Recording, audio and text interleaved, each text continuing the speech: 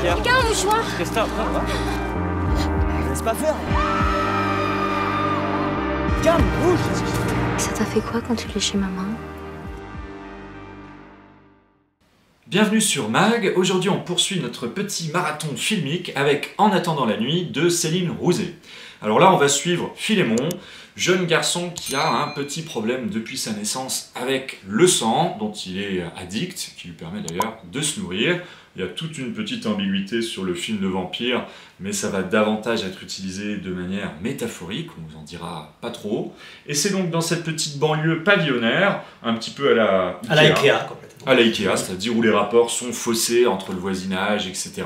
Où tout est un petit peu surfait, à l'image de cette pelouse toute verte sur laquelle on a le droit de marcher finalement 15 jours de l'année. En fait, c'est les faux semblants normatifs de la société. C'est clairement ça, toute cette banlieue pavillonnaire. Exactement. Et donc du coup, on va avoir cette relation qui se dessine entre Philémon et une jeune fille qui s'appelle Camilla, et qui va du coup complexifier leur relation, alors que la mère cherche du coup à être le plus discret possible, la famille complète, dans ce pavillon, où le but, c'est évidemment que le secret de Philémon reste entre les mains de Philémon. C'est ça. Alors qu'est-ce que tu en as pensé, Brice, de ton côté? Alors un petit débat parce qu'on n'est pas complètement d'accord, malgré d'ailleurs la bonne réception, puisque le film a eu le prix du jury, ex aequo d'ailleurs. Alors, pour moi mérité, voilà, et c'est là où on n'a pas forcément le même avis.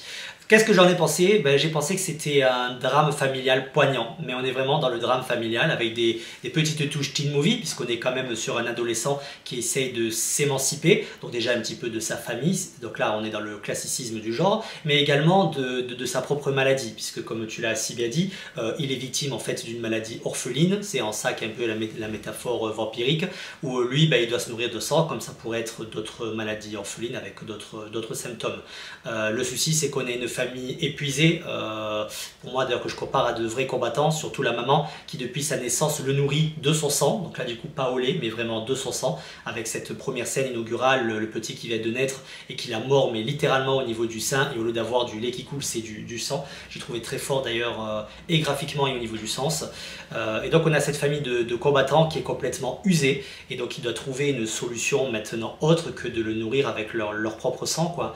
Et donc elle va avoir cette idée, c'est là où on n'est pas forcément d'accord, mais lumineuse, en tant qu'infirmière bénévole, d'aller voler les poches de sang lors des dons du sang. Même si là tout de suite je te le dis, je suis d'accord avec toi, c'est un peu grossier puisque c'est forcément aux yeux de tous, mais ce n'est qu'un détail, parce que le film fonctionne selon moi vraiment à l'affect. On est à travers les yeux et les émotions de cet adolescent en permanence, qui n'est pas comme les autres et qui essaye de se normer, alors que bien évidemment son handicap l'en empêche profondément. C'est un adolescent qui est aussi assez dark, c'est un adolescent qui est fan de groupes de musique un peu destructeurs, hein, jusqu'à je sais plus quel est le groupe qui va citer, mais où du coup il a pris des électrochocs, puis à la fin il a carrément un dentier, puis il s'en félicite entre guillemets.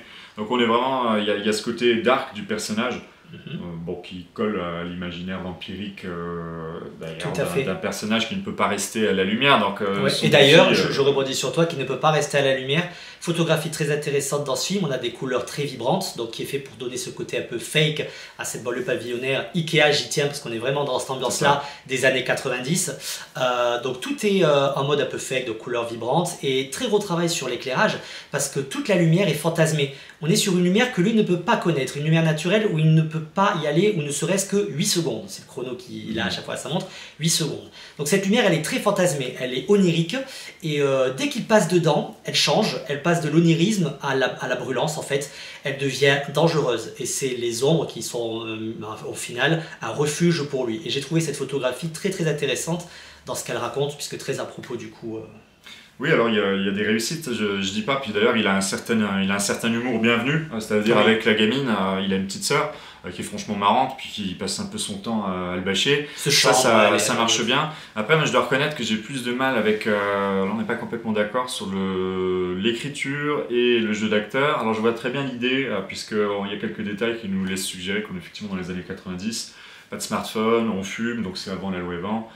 Donc il y a tout un tas de petites choses comme ça, mais pour moi c'est déjà vu sur certains aspects, et il y a des scènes qui marchent, on ne peut pas vous spoiler, mais il y en a qui sont assez touchantes dans la relation entre Camilla et Philémon, et il y en a d'autres je trouve qui sonnent fausses, ou en tout cas un peu carabinés, dont des accès de colère familiaux qui sont pas toujours complètement bienvenus à mon sens, et aussi ce ton, on va dire un peu plus bourgeois dans l'expression, c'est-à-dire même la mère, je trouve, elle a toujours une manière un peu de parler avec une diction un peu façon théâtre, elle vous voit régulièrement et je trouve que ça colle pas trop des fois aux situations d'urgence qu'il peut y avoir.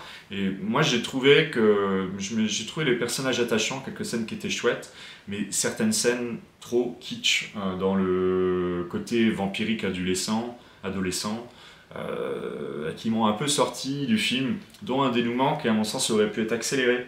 Ah oui, là par contre le dénouement, je suis totalement d'accord. Et les inserts d'images en arrière-plan sont complètement inutiles, l'émotion est déjà assez forte, sans en rajouter une couche.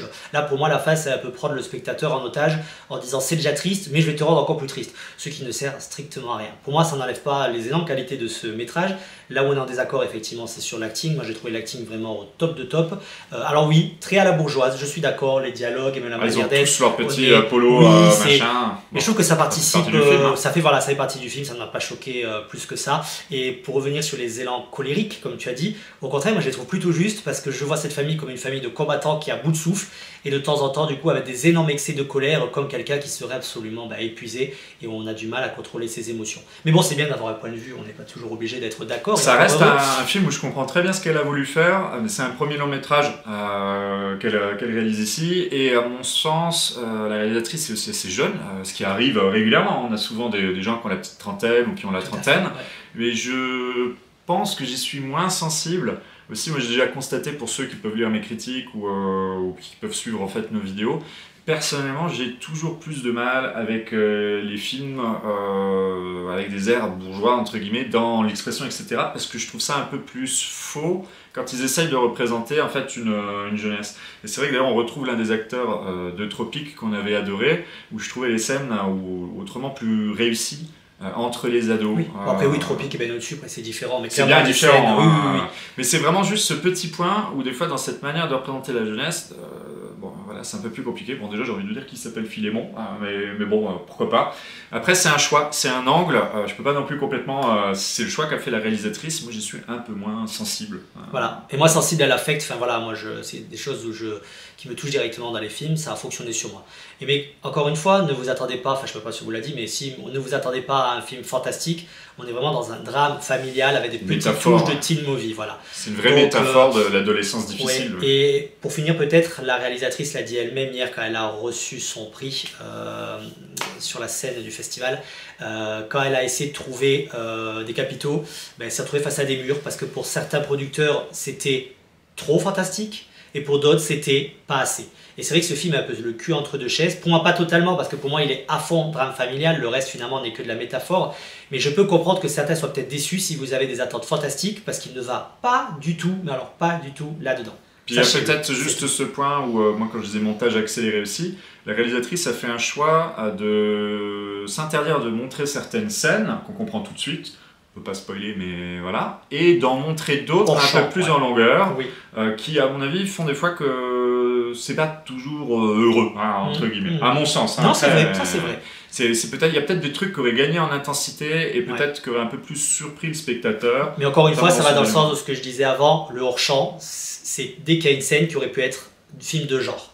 Exactement. Donc elles sont automatiquement, elle s'interdit de le faire et à mon avis c'est une volonté parce qu'en fait elle s'est servie de ce mythe vampirique pour raconter une histoire finalement sur le handicap et ça se comprend d'autant plus qu'on a cru comprendre, on a fait quelques recherches mais elle s'étale pas trop dessus. La réalisatrice a vécu un drame familial qui lui a inspiré en fait le scénario de ce film. Voilà, bon, vous savez tout, on serait curieux de savoir votre avis si vous avez vu le film à Gérardmer, ou alors si vous le voyez prochainement, parce qu'effectivement, voilà, on a un petit avis qui est partagé là-dessus. N'hésitez pas à partager la vidéo, à vous abonner, à liker si ça vous a plu, ou l'inverse. Vous avez bien le droit. Et puis à bientôt sur Mag, ciao. À bientôt.